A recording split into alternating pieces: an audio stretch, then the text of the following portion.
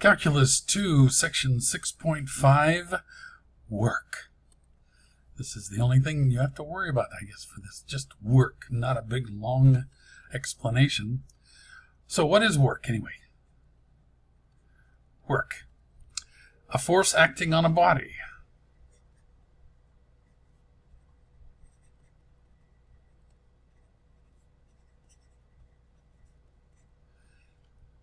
Or an object. And the body's displacement due to that force.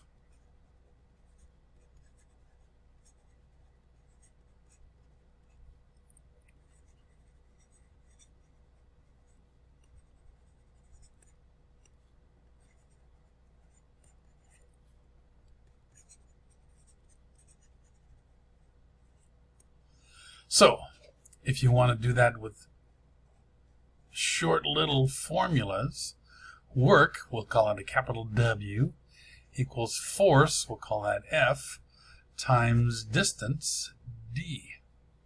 This reminds me of Newton's short little equation. Force equals mass times acceleration, and all those really cool formulas that aren't long at all, but they have so much built inside them. So this is force times distance. What are the units of work? Well, if the force is in newtons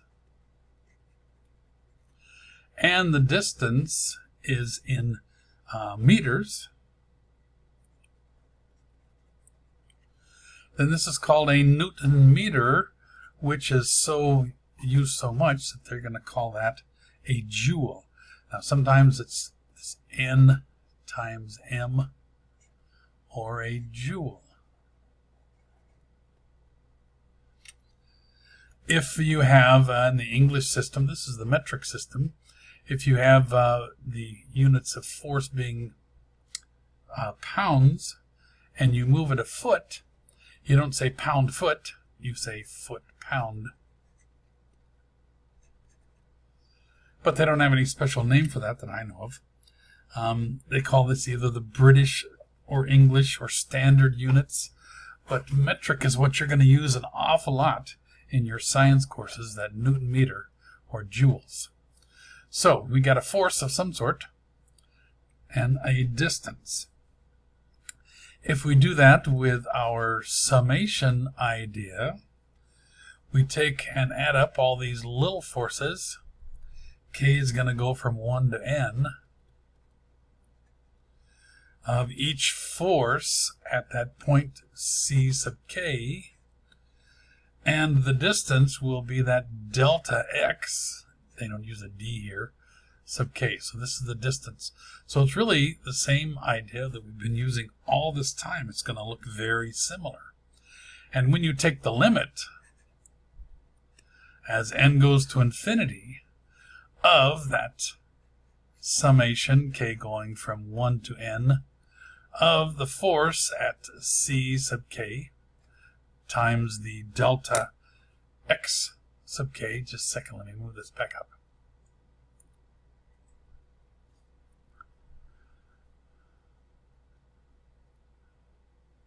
Delta x sub k, what do we get?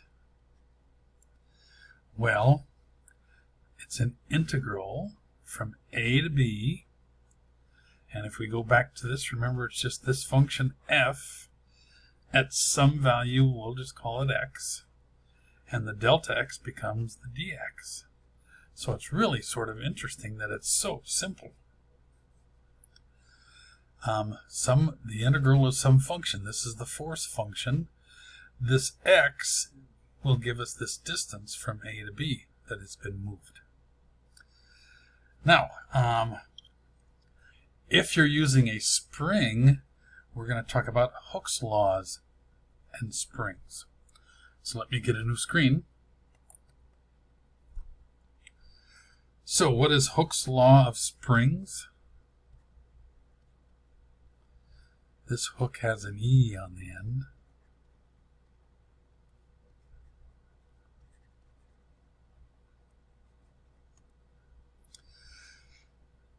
Hooke's law is really sort of simple. The function, the force function, is going to be k times some x. Now this k is the spring constant.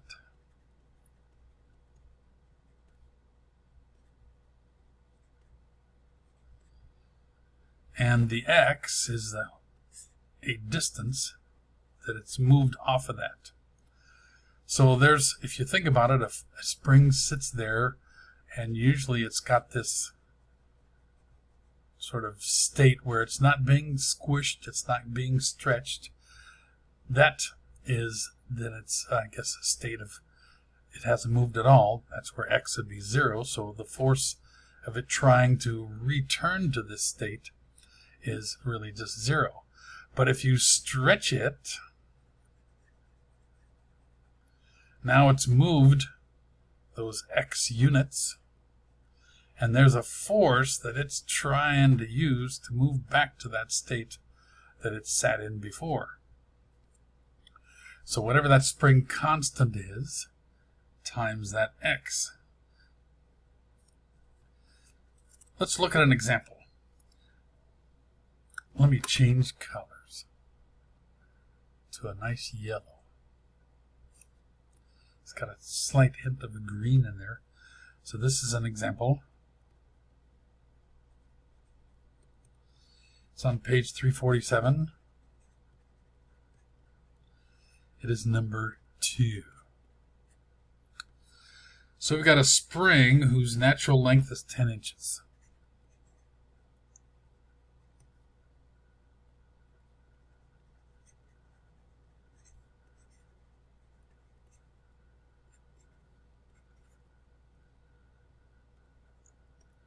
So if it's just sitting there, not stretched or squished, 10 inches. It has, now it's given us, suppose, an 800-pound force.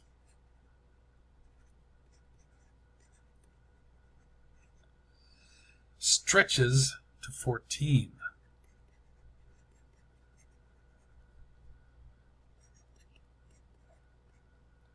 That's 14 inches.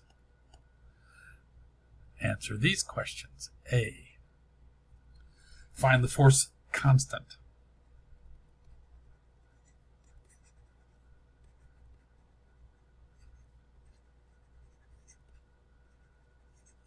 That's that K. So how do you find the force constant? Well, once again, when we've stretched it, we've sort of created this idea of a force trying to pull it back. And how much outside of the natural did we stretch it? So here we would take that a force equals kx, or F equals kx. The force is the 800 pounds. The k is the constant we're looking for, and the x is the 14 inches. When you divide both sides by 14 inches, we get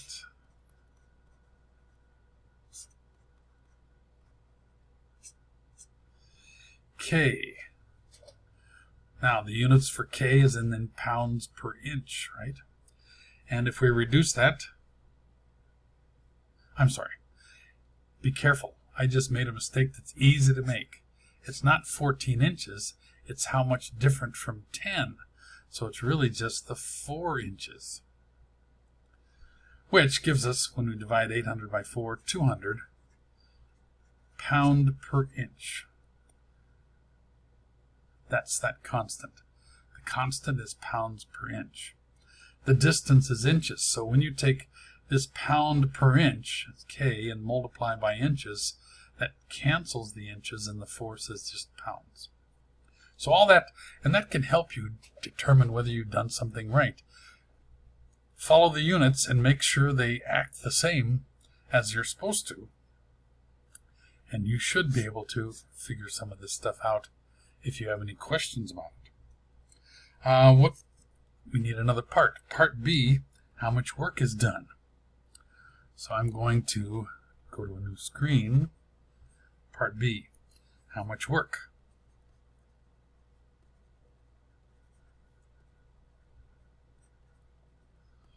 Well, remember, we're going to stretch from 10 inches to 12 inches.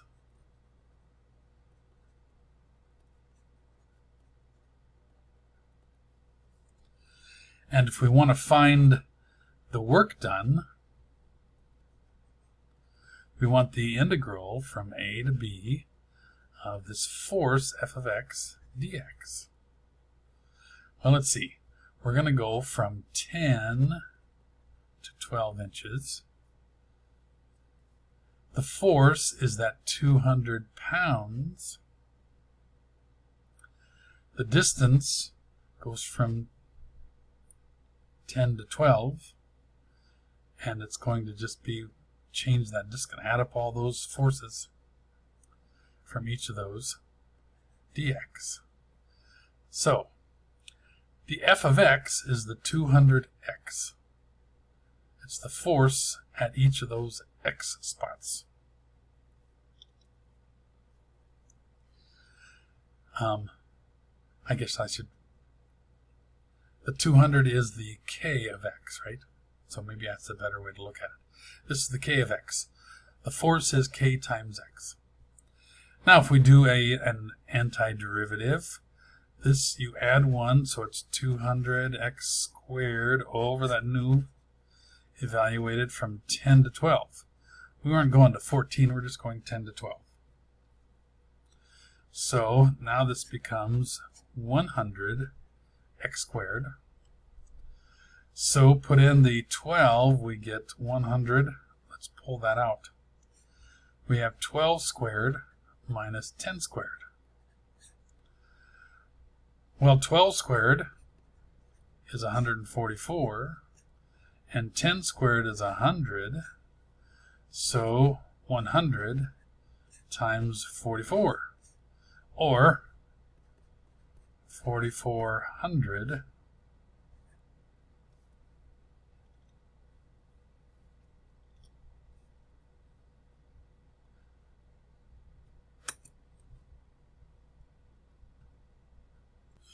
Okay, and that seems very logical, but it's the same mistake I made first time I did this.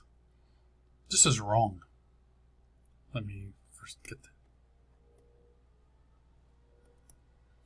And why is that wrong is the big question, because it seems logical. Because the natural state of this spring is 10 inches. So the force at that point is really 0. And when you stretch it, you're really only stretching it 2 inches. So be careful with these springs. It really goes from 0 from its natural state to 2 inches that is not natural state. 200x dx. Now with the same calculation as far as figuring this thing out, you have the 200x squared over 2, but now it's from 0 to 2 because you're going from not 10 to 12. So this implies that this 10 has that force applied to it also. And that's not true. So here we have the 200, but now when we put in this 2, we get 4 over 2, which is 2, and we put in a 0, we get just the 400. And that is the correct answer. That extra 4,000 was really getting us up to this 10 inch. Because it took that much power, that much force to get it up to that 10 inches. So be careful, especially for this these springs. Natural state is 0 as far as force is concerned. Now, what's the units here? Well, because we're doing this in inches and pounds, these are inch pounds. If you've ever done any work on a car and you needed a torque wrench, sometimes they talk about inch pounds. And that's one of the, I guess, things that I thought about when I did this. Okay, what is part C? Part C asks the question, How far will a 1,600-pound force stretch the spring? Not fair. 1,600-pound force.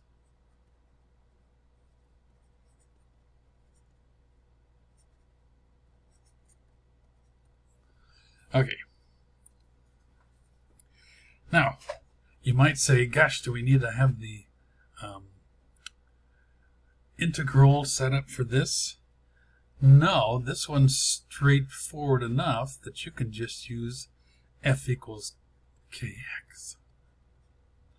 So don't always go back to the integral calculus for all this stuff, because a 600-pound force with a constant for this spring being 200 times x, x is just the number of inches that it stretched it.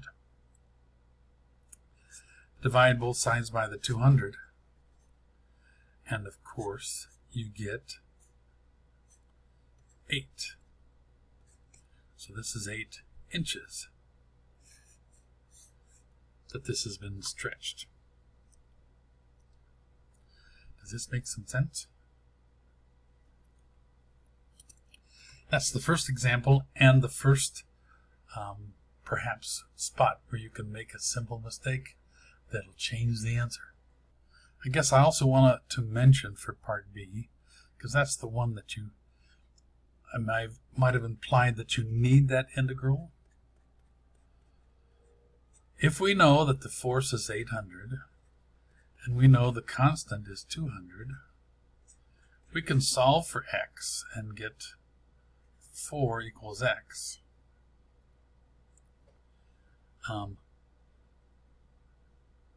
If you want to find the work and you multiply this out, you might be saying that's the force 800 times this x, the 4. Why doesn't that work, I guess, is one of the questions you might have. That would give us 3,200. It's just, I guess, make sure you understand this A to B, the force applied at each point is a little bit different. And if you think about a spring, as you stretch it, the force gets bigger. This would be a constant force for those 4 inches. And that's sort of, be careful, I guess. Make sure you understand some of this stuff needs that integral, some of it doesn't. Let's do another example. So the work integral, which is this one we have, this really easy one, it's useful for calculating the work done by lifting objects whose weight may vary with elevation. And you might ask, well, what in the heck do you mean by that? How can it vary with elevation? Suppose you have this pulley and you've got a rope, and at the bottom of this rope is a weight. How can that weight vary with elevation? Are you talking about because the further away you get from the earth, it's going to be a different weight? No. If you want to include, and usually we do, the weight of the rope, as the rope gets shorter, its weight has less to do. Now this box itself may have the same amount of weight all the way up there. It might get a little less, but not that much, just for a few feet. But the weight of the rope may make a big difference. So let's suppose that you have, I guess we're looking at number 9 on page 347, and you've got an elevator cable. This is the cable right here. And here's people in this elevator. It weighs 4.5 pounds per foot.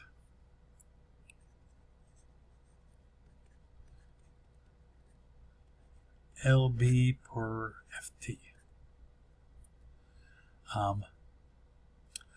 It can only go out to a maximum of 180 feet. What work must be done just to lift the cable?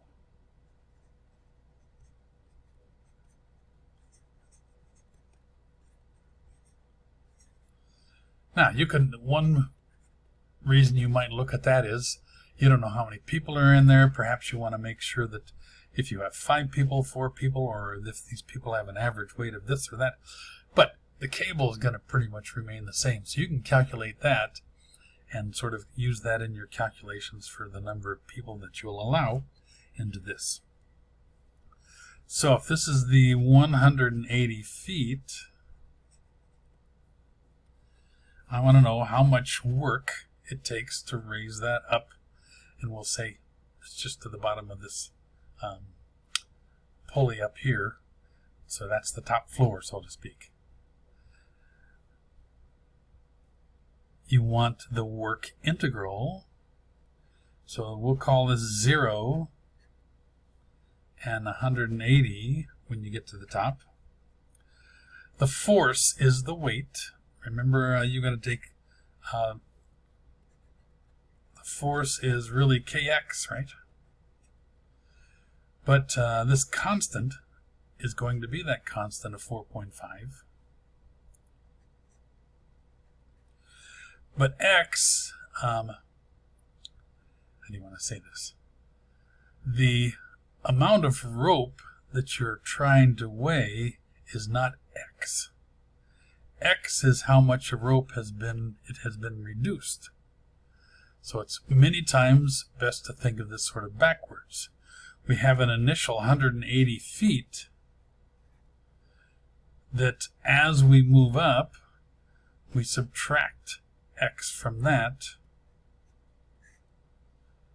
And as we move up then, this amount of cable in this case times the 4.5 is that new weight of the cable at that particular spot.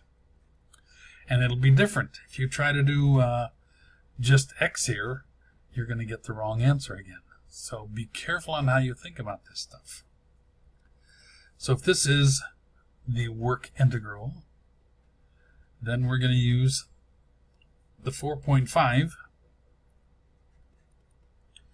We can leave that outside, so to speak. Take the antiderivative of 180 is 180x.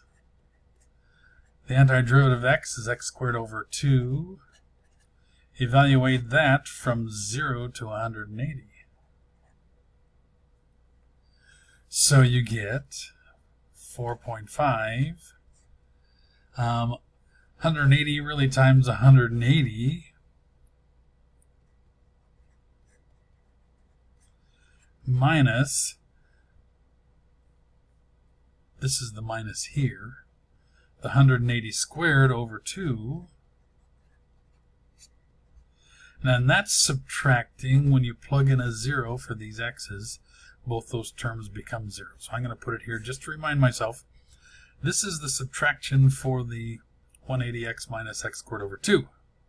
And this is the subtraction for subtracting the upper limit minus the lower limit. Okay, so 4.5 then times, if you look at this, this is really 180 squared minus half of 180 squared, which leaves half of 180 squared. 4.5, 180 squared over 2.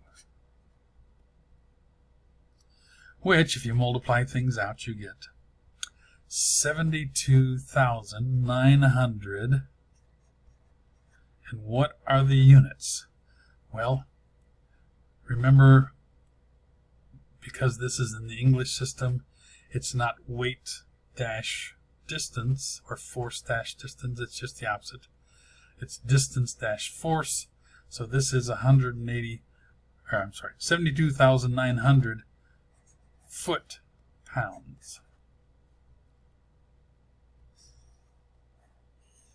If we were doing this in newtons and meters, it would be newton meters. But it's sort of backwards. Does this make sense? And it's all because as we pull this thing up, you've got less rope or cable in this case, which gives us less weight to add to this elevator cab, if you want to call it that. Okay. We might do another example. These are sort of fun, huh? Okay, this is about pumping liquids. These can get a little confusing. Hopefully I'll make this clear. Pumping liquids is the work done by moving a slice. This is a thick slice to the top, whatever that might mean. So it's best to have an example to go by. Once again, we're going to do this example. This is number 33 on page 349. Drinking a milkshake, which is certainly one of the more important problems we need to do.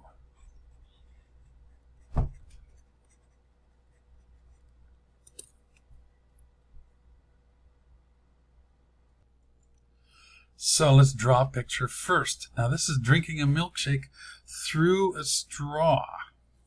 Let's see if I can draw this. So here's the top of the milkshake cup. And it is tapered a bit, so you got to be careful here. The bottom is 2.5 inches, which makes the radius 1.25 inches. The top is 3.5 inches, which makes the radius 1.75 inches. And what they're going to do is sort of develop this by saying, let's put the vertical axis right through the center, the horizontal axis through the bottom. So it's easier then to think of this in this XY axis idea. This, even if you have a straw, which goes right down the center, and this straw, they say, is 1 inch above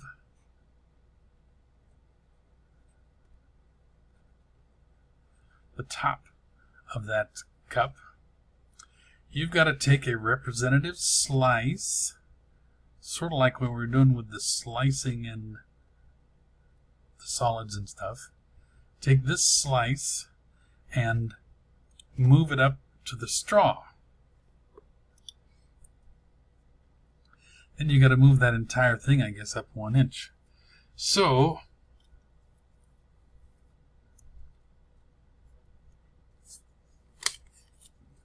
this height, what is that height? Okay, the cup is 7 inches.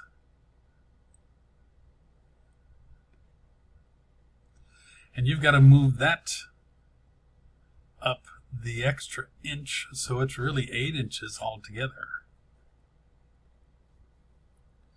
I think this is where I might disagree with the book, but we'll see. We'll take a look at the back of the book, because they might just move it to the top. I don't know. We'll find out. This is the way I would do it. So how do we find out how to describe this thing? Because we need this radius. This is the dy, and we need this radius really in terms of y. What you should find is, if you take this as points, because this is just the vertical axis, this is 1.75 and the height is 7. And this is 1.25 and the height is 0. And if you use those 2 points to find the equation of this line's equation is y equals 14x minus 17.5. I'm not going to go through that on this, but you find the equation of this line this side here using these 2 points. Thought you'd never use that again from college algebra or algebra 2. You use it all the time. You probably noticed that in the derivatives and stuff that you used. The tangent line. Now, this height is 8. This height up to the slice is y, but up to the top of this straw is 8 minus y. So that's how far you're moving it. And that goes back to that last example. I think I've got everything I need here, except for maybe taking this another step. Since we're doing this with respect to y, we need things in terms of y, not x. So if you solve this for x, you get x is equal to, what is that? Y plus 17.5 over 14.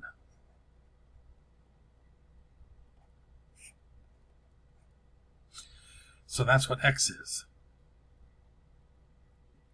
Does this make sense? A little bit of sense? Okay, so we need weight times distance, or the work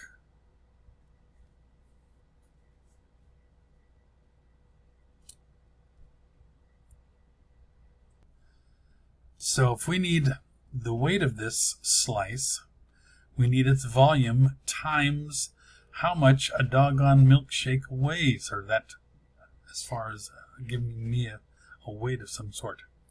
We were told in the problem that a strawberry milkshake, which is what this is, weighs 4/9 ounce per inch cubed. So I'm going to put that up here. 4/9 ounce per cubic inch. That's the weight. That's the force. We need then the cubic inches here. So you need from A to B. We'll do that in a second. The 4/9. And now we need the volume of this. We need pi r squared dy. So we need a pi. The r is really the x, right? Depending upon what y value I'm at, I need the x. That's the length here.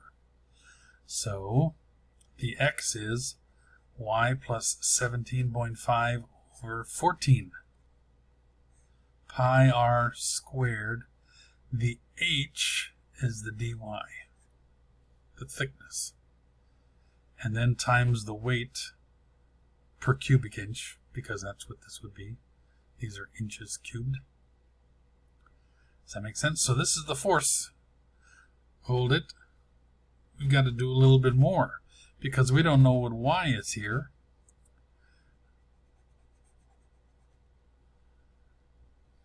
We got to know, let's see, for this distance, this is the force times the distance traveled. The dy used to be the distance that we had there. It would go from 0 to 8, but now we need a distance traveled. We need that 8 minus y in there also. So this is k, let's see, how much each of these units are, that's the k, depending upon what dy is. And the x is the 8 minus y, because now we're in terms of y. Does that make sense? So be careful. I almost made that mistake again. You need not just the force and this dy, because that used to be the distance. Part of the force is the dy. We need the distance, 8 minus y. So what does y go from? 0 to 8. So the hard part of these problems is the setup. It's always going to be the setup, at least for me. And it gets confusing. Be careful. Take it easy. When you start working these out, I don't want to go through a lot of the details. I've got this written on a piece of paper, but I don't have room here. Let's at least take a look at this in a couple of iterations of it. We have 0 to 8.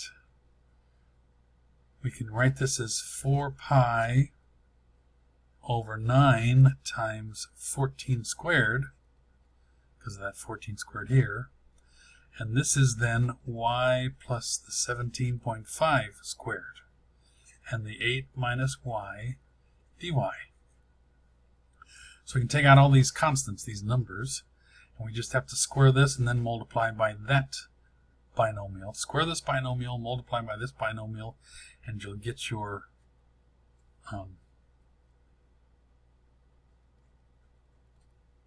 the integrand here.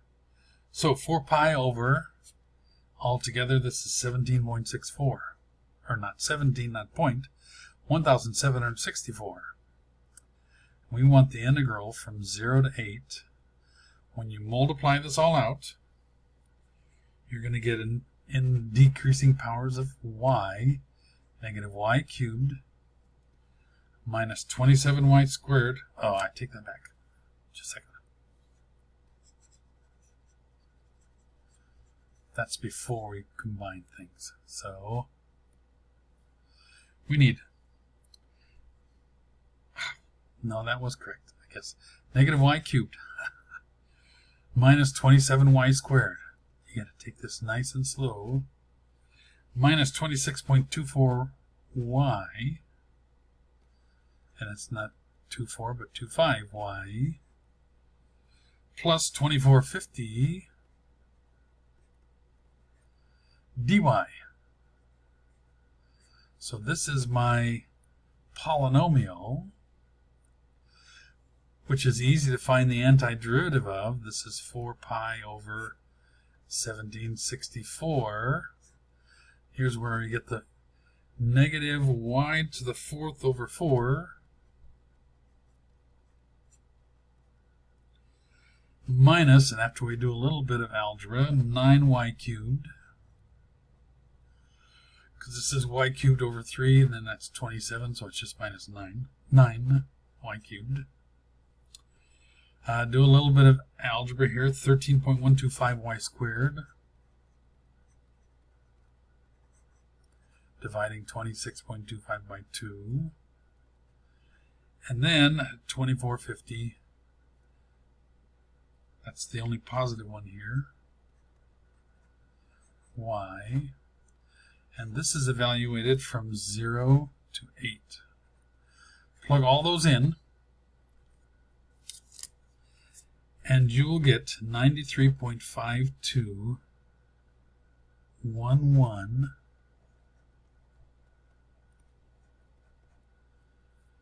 Now, what are the units? Remember, this is a weight times a distance, so you can call these inch ounces.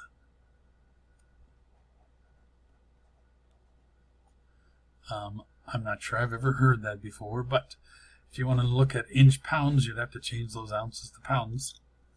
You'd have to do a conversion. I think our book called them ounce inches, but I'm not sure.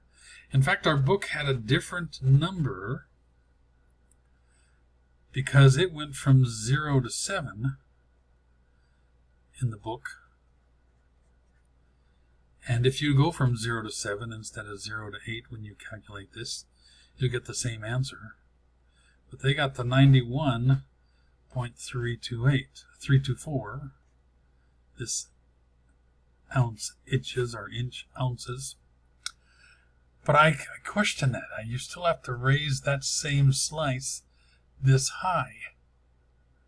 But it may take more work to do that, so perhaps they're right and I'm wrong. But they didn't calculate how to get it into your mouth. They didn't do anything with that 1 inch. So it depends. I've got to be careful. So this 91.324 is to get it to the top of your cup. And then there's probably some more work to do to get it through that small straw into your mouth. I didn't do that. The book didn't do that either. So this is one of those that you might be able to take a little further. It still took a whole page, and a lot of that math was done on scrap paper. So you might say, gosh, these are really fun and really interesting. Are they going to be this hard all the time? They're going to take some work.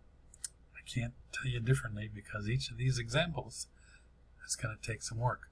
Let's do another one, though.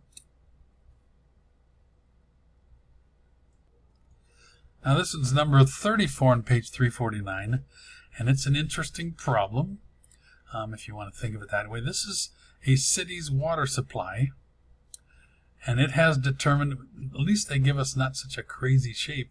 At least this is still a cylindrical tank up here. But that tank is 60 feet above the ground, so they can get the right pressure for going to people's faucets and stuff. They figured that out. We're going to figure things out like that, I think, later on in section 6.7, I think it is. But anyway, this is 60 feet above the ground, and even though it doesn't look like it, the water is down here 300 feet below the ground where the pump is.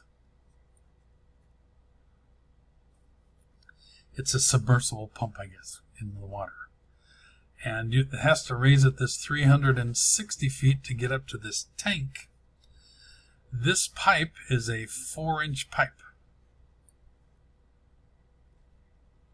So it's not real wide, 4-inch pipe that opens up into this tank and fills this tank, which is 25 feet tall and 10 feet as a radius. So if I want to fill up this tank, and this goes back to that idea of the straw, I need to move this water up this pipe and check the work done there, and then move the water up this tank and add the work to do that. So this is where I think that last one, maybe they were a little better to look at that, except why did they put a straw in there if they didn't want us to find that? Anyway, so there's two pieces of things to do. To fill the pipe, what work does that take?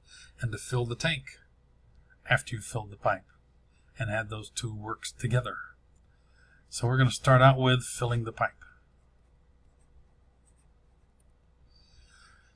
So if you fill the pipe, you need the radius. And this radius is 2 inches. You need the height of the pipe, which is 360 feet, right? So if you want to use all feet, which is what this tank is also, we need to change this 2 inches to feet. So 2 over 12 is 1/6 of a foot. And that's important to make sure these units are right. So that's first of all, and we want to move one of these representative slices. So we need to move this. Oh, and also, water weighs, where is that? 62.4 pounds per cubic feet. So we want to use feet again here. 62.4 pounds per cubic feet. So we want everything in feet and pounds. Change that 2 inches to feet. One of those silly mistakes that you can make along the way. We need to take this volume times that weight and move it that height. And part of that volume is the dy. So don't make that your distance. How far does it have to move? We're going to use the same idea again, except in this case, we just need to use the y. We don't need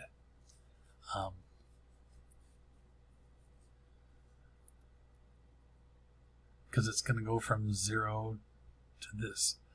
So how do you want to say this? When you're moving these things, this weight, these slices, we're going from 0 to 360, and we're going to move that slice 0 to 360. So in this case, we don't really need, I guess, to do that subtraction. So we're going from 0 to 360. We need the slice here.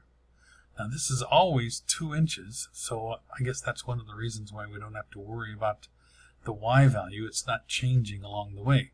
It won't change along the way for this either. So this is always 2 inches or 1/6 foot. So the volume is pi. The r is always 2 inches or 1/6 squared, and the h is the dy stuff. And the weight, though, is going to be times the 62.4 pounds, right? So it's going to be 62.4 pi over 36, because that's the r squared, and the dy. So that's the weight, and how far are we moving it? We're just moving it y units. It's not going to change on its way up like that cup did for the last problem. Otherwise, we'd have to put that stuff in here. Okay, so let's see if we can work on this a little bit. We can then take this antiderivative, pull out the 62.4 pi over 36. This is y squared over 2, going from 0 to 360. And our final answer, if we put all that stuff together and multiply this out with the good approximation for pi, we get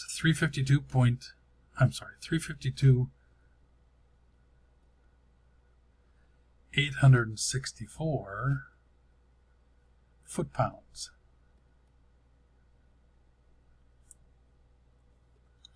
Because this is pounds and this will be our feet. So this is what it takes, the work it takes to move that up the pipe. Now let's change colors so we can maybe distinguish this between the other. I'll make this a nice blue. This is going to be the tank. Fill the tank. The radius here is 10 feet. So it's a similar idea. It's almost easier than the last problem we did, because this now doesn't go from 0 to 360. It goes from 360 to 25 more feet. So add 25 to 360, we get 385. The force is a slice out of here, and it's always going to be the same. Pi r squared h is dy. So it's pi r is 10 squared. So it's 100 pi. H is the dy.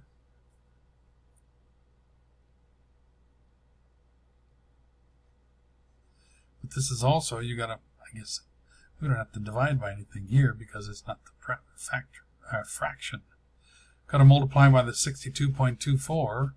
I'm sorry, 62.4, and then the y. So let's rewrite this over here.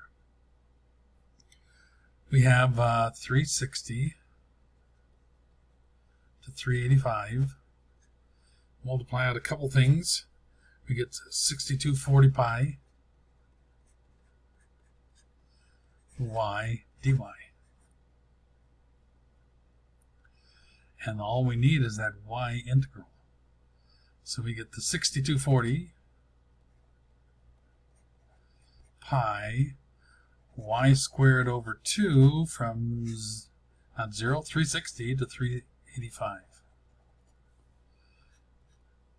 So the 6240 pi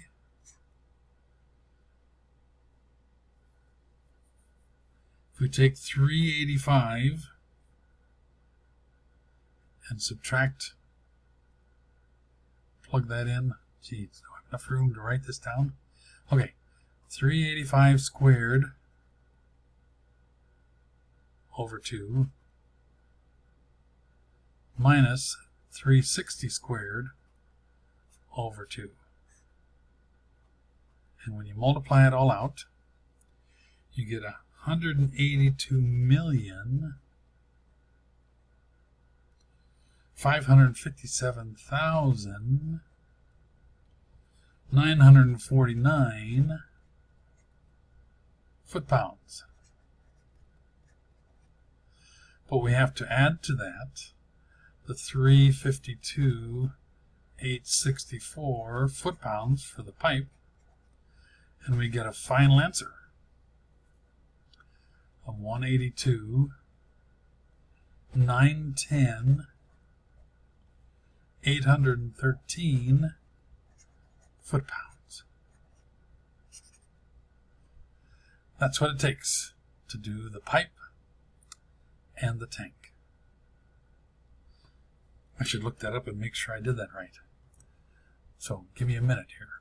Yes, we got the right number. We didn't answer the question yet, though. The question is, how long will it take? Well, the pumps at 1,650 foot-pounds per second. Another reason to put that in foot-pounds. And we have to, see, where's that? Have the 182,910,813 foot-pounds to move. So how long does it take? Well, if we divide by foot-pounds per second, if we take pounds, let me put this over here, and divide by foot-pounds per second,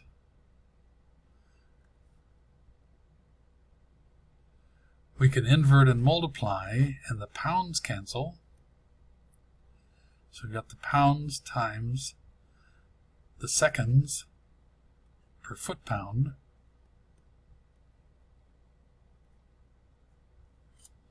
So this is seconds per foot.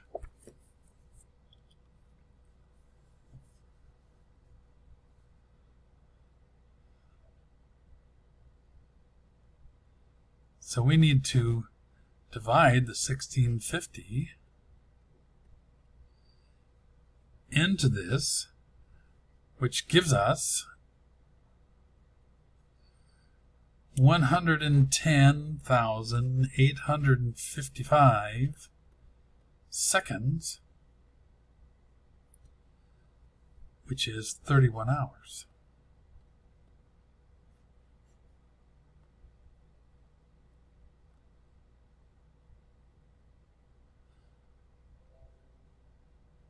So I'm sorry, this is foot-pounds here, so the feet cancels too.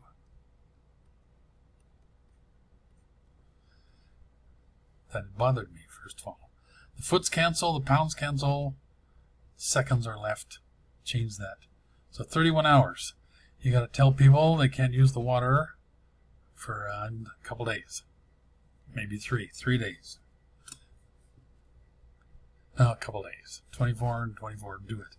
Anyway. Make sure you answer the question, not what you think is the question. So this one had an extra step to it to figure out the number of hours. Just had to take and divide by 1650 foot-pounds per second. Okay, so if you need any of these others worked out, make sure you let me know.